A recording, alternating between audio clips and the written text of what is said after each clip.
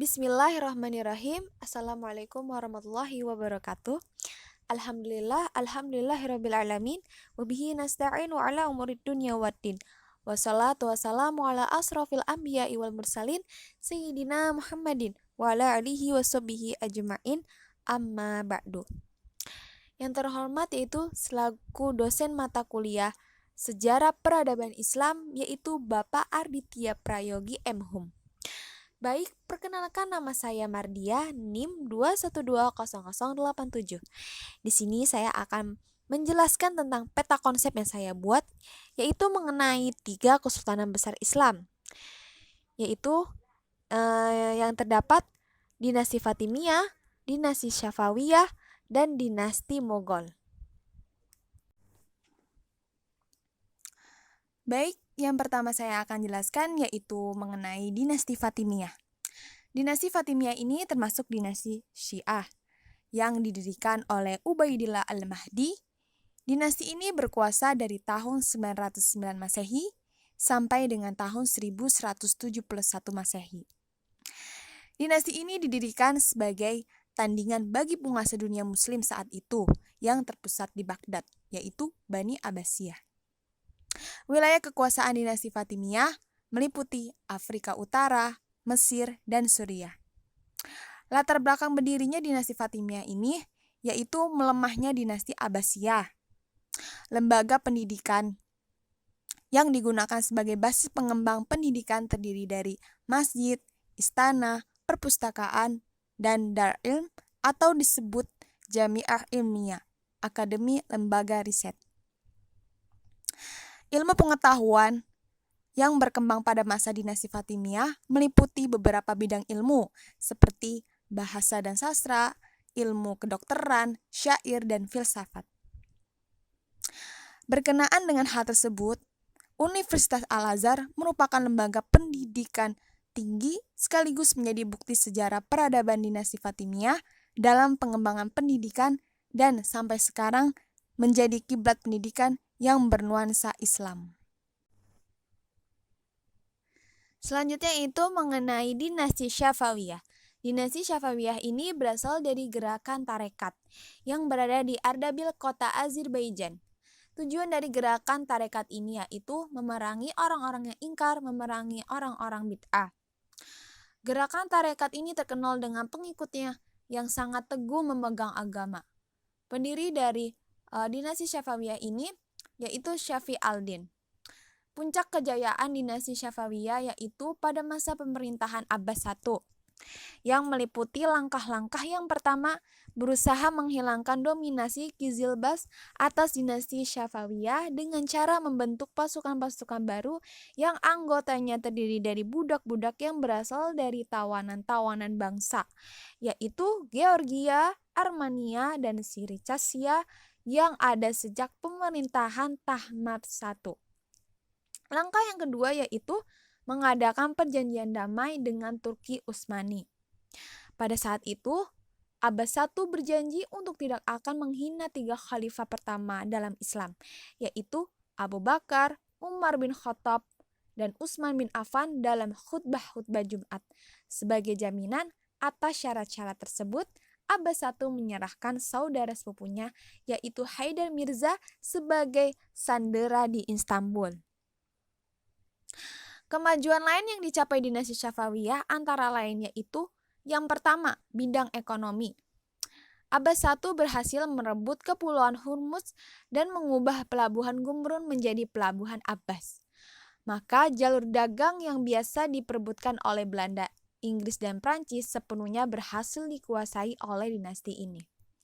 Yang kedua yaitu bidang pendidikan.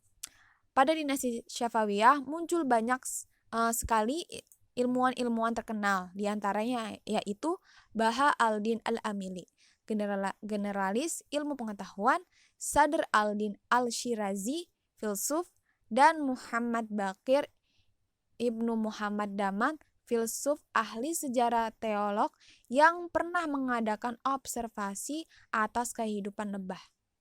Yang ketiga yaitu bidang pembangunan fisik, tata kota, dan seni. Kemunduran dan kehancuran dinasti Syafawiyah yaitu uh, karena mengalami kemunduran pasca Abbas I. Yang kedua yaitu mengalami krisis kepemimpinan. 6 dari sultan setelahnya tidak mampu untuk mempertahankan kemajuan atau tidak sehebat dengan Abbas I. Tokoh-tokohnya yaitu Safi Mirza, Abbas II, Sulaiman, Hussein, Tahmasp II, dan Abbas III. Selanjutnya yaitu saya akan menjelaskan tentang dinasti Mughal. Zainuddin Muhammad Babur adalah raja pertama sekaligus pendiri dinasti Mughal. Masa kepemimpinannya dari tahun 1526 sampai 1530 Masehi.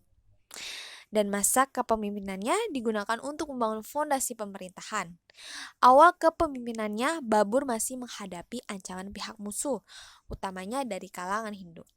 Orang-orang Hindu yang tak menyukai dinasti Mongol ini segera menyusun kekuatan gabungan, tapi Babur berhasil mengalahkan mereka dalam suatu pertempuran.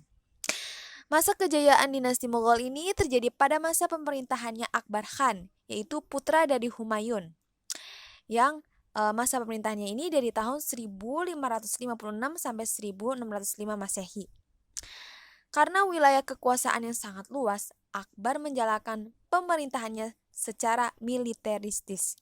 Selain itu, Akbar juga menerapkan kebijakan politik sulhul atau disebut dengan toleransi universal, artinya semua rakyat India dipandang sama. Mereka tidak dibedakan oleh perbedaan etnis agama. Kemajuan yang dicapai Akbar masih dapat dipertahankan 3 penguasa setelahnya, yaitu Jahangir pada tahun 1605 sampai 1628 Masehi, Shah Jahan 1628 sampai 1658 Masehi, dan Aurangzeb 1658 sampai 1107 Masehi. Shah Jahan ini, putra Jahangir, memerintahkan pembangunan Taj Mahal antara tahun 1631 sampai 1643 Masehi di kota Agra. Taj Mahal, istana nan indah ini dibangun selama 12 tahun, berdiri di tepi sungai Jamuna. Taj Mahal adalah warisan abadi dinasti Mughal yang dapat dinikmati hingga kini.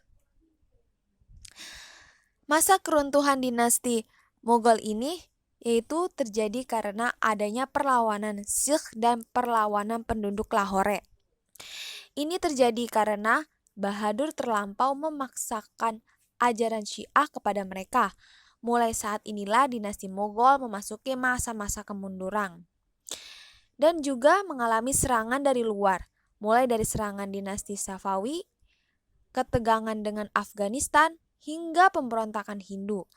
Keruntuhan Mughal juga dipengaruhi oleh ekonomi karena jalur-jalur perdagangan mulai dikuasai Barat.